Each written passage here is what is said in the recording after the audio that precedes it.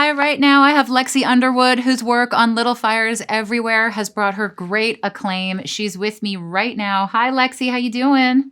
Hi, I'm good. How are you? I'm good. So we're here, obviously, creating and cultivating conversations around mental health. Mhm. Obviously, right now in this country, this is a pretty relevant and timely thing to be talking about.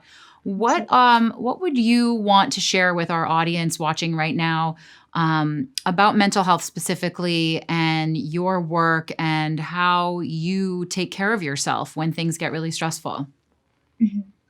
Um, Mental health is just an up and down battle. I think that the easiest way that I can honestly describe mental health is a shapeshifter. One day it's as small as a firefly in the palm of a bear, and Mm. the next day it's the bear. And honestly, you just never know. It's an up and down battle, and I struggle with it almost every day, whether it's panic attacks or honestly, it just getting to me and making myself feel as though I'm not enough. When I do struggle with those moments and I do struggle with mental health, honestly, the best way that I kind of find comfort in all the chaos is just taking a moment to be still and Mm. taking some quiet time for myself and also meditation. Meditation has been like the biggest helpful tool when it comes to just my mental health because I feel as though when I just do sit down, breathe, take a moment to just reflect on everything happening, I don't know, it calms my spirits and it just makes me more comfortable and at peace with everything happening. That's such good advice. We actually were able to get Jameela. Jamil, we had some technical issues. She's going to be joining us right now in this conversation. So, Lexi, Jameela, hi.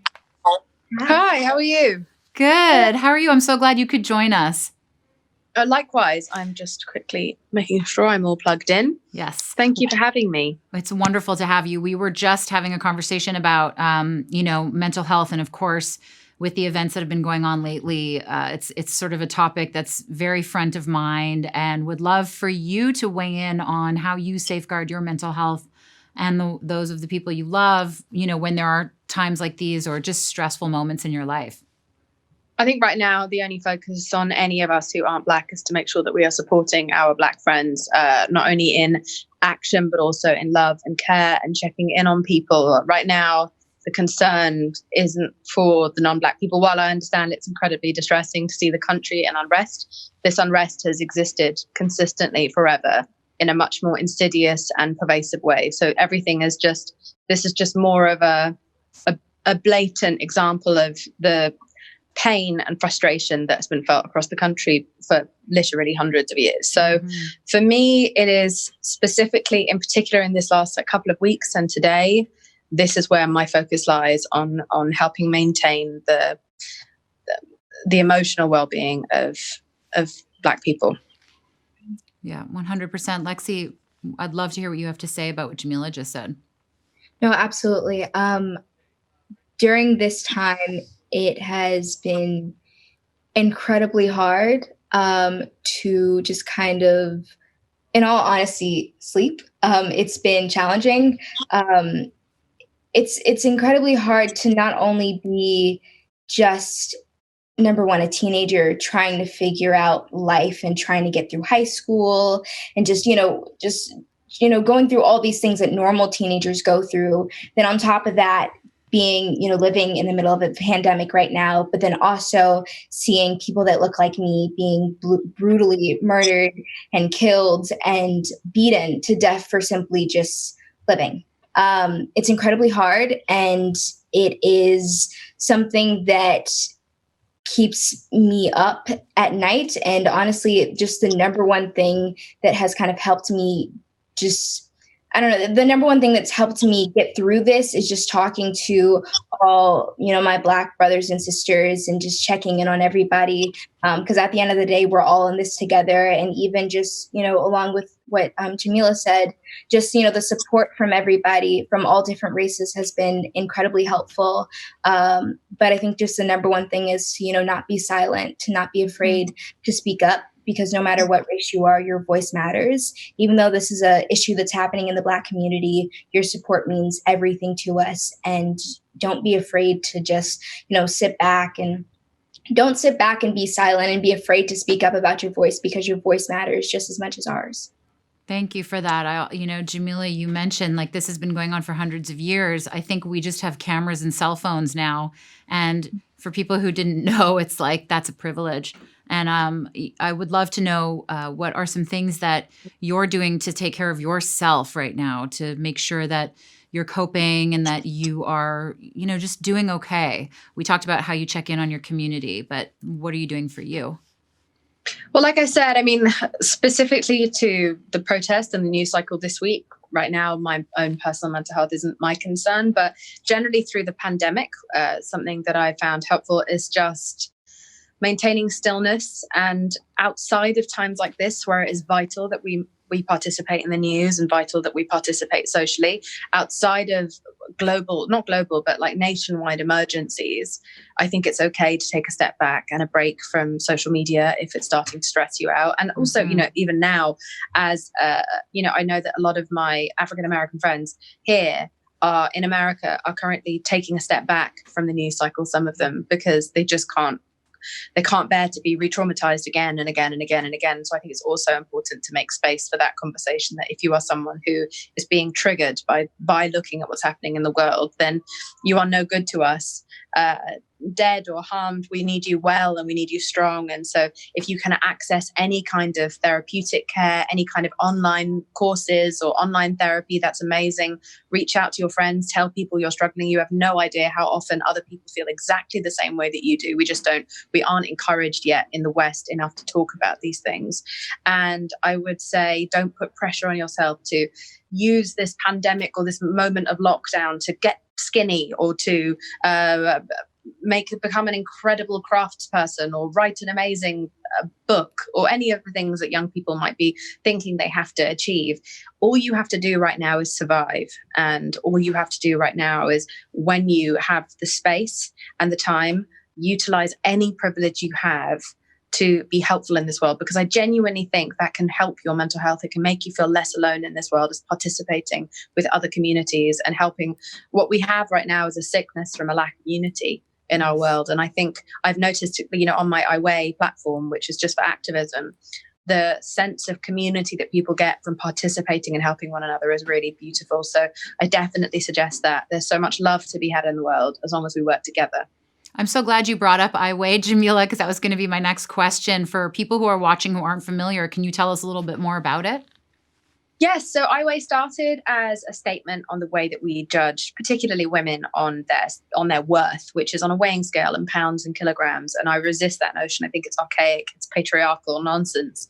And I genuinely believe that we are way beyond the point where we should have realized that our worth is dependent on who we are as people, what we contribute to society, to our friends, how we exist. Like, we are whole humans, and women are not afforded that luxury of being able to just exist. We are told that we have to take up as little space as possible and be as quiet as possible, and almost as if we're so lucky to be in the room that we mustn't make ourselves noticed in any way other than to be attractive to the straight male white gaze.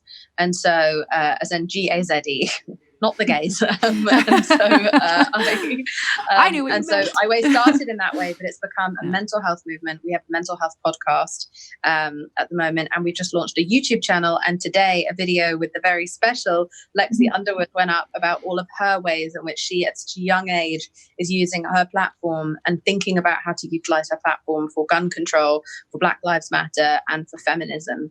And so everyone should definitely check that out at some point. But it's just a mental health movement and a resistance against shame.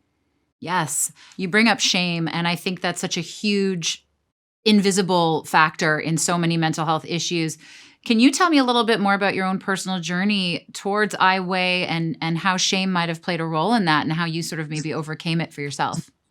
This is something that Lexi and I have discussed together before, about our own personal experiences of mental health. And both of us have we've both had therapy. I hope that's okay for me to reveal. It's something that we talked about in the YouTube video.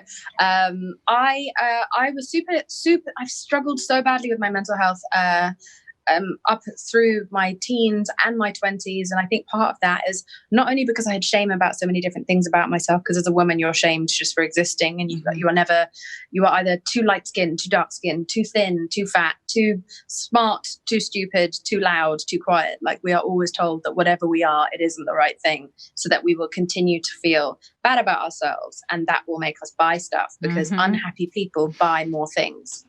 And what people don't realize is that women are 80% of the market. So we are 80% of shoppers.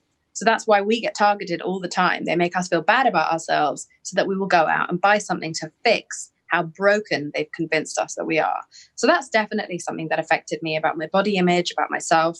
And then also I felt shame about mental health itself. I felt shame about being mentally ill. And that's why panels like today and young people like Lexi are so important, because by talking about it, we end the stigma. And so that's why, I think I found out too late in life that it was important to talk about these things and speak up and speak out, and not be ashamed of myself for struggling with mental health. I never feel embarrassed when I have a sore throat, or if I have a twisted ankle, but I felt shame before about depression or anxiety. And conversations like this, especially amongst women, and also in particular women of color, where there's an extra layer of shaming within our own community sometimes, whilst we are the most under duress, in particular Black women in America, I think that it's really helpful, because you have nothing to be ashamed of. There's nothing wrong with you. You're just a human processing. Yes. Louder for the people in the back. I couldn't agree with you more. One of the things that I was thinking about when you were talking was this idea of externalizing too, that a lot of these ideas that we internalize as women are actually not our ideas. They were programmed into us at a very young age that we're not enough. Lexi, I'm wondering if that's something that you've experienced, and if that's been an empowering experience for you to sort of realize, like, wait a second, a lot of the things and the challenges that I'm up against are not generated from me, within me. They're from something outside of me, and I have the power to say no and actively sort of not take that on as my own. Absolutely. I think that the biggest thing that I can kind of relate to, especially when it comes to just mental health, especially in the Black community, is just that a lot of this stems from generational traumas. And when you were talking about just like trauma of watching the news and just all the things that my people have gone through, and how it's always been the stereotype and stigma within our community that suicide isn't necessarily it's a white thing, or mental health isn't something that we can struggle with, or just those type of things. That's always been just kind of like the stigma within our community. But the truth of the matter is that most of the time it's Black teens, it's Black and brown teens that are being affected most by mental health and suicide. And so it's something that needs to be talked about a bit more. And just even with times like these, the biggest thing that's helped me get through all this stuff is just the fact that Gen Z always comes together whenever we're struggling. We're always there for each other. We're always talking, writing, crying, just being a helping hand for each other during these times. Whenever we're feeling down, whenever we're feeling lonely, or just alone, we're always there for each other. And so I think that that's been the biggest thing, where we can all come together at the end of the day and erase the stigma, and kind of be a helping hand, and reach out to young kids that look like us, and be like, you're not weird. You're not alone for struggling with mental health. You're not different if you want to seek therapy, or seek a counselor. It's incredibly normal. I mean, I absolutely love what NAMI is doing.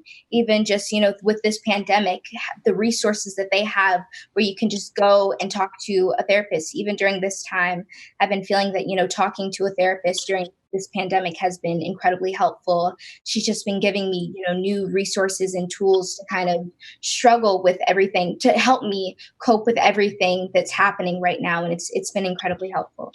That's so wonderful to hear. And you're right, NAMI is a wonderful resource for so many things. I want to thank you both so much for being here today. It's such an important, vital conversation, and so great to have you. So thank you. Thank you. Thank you.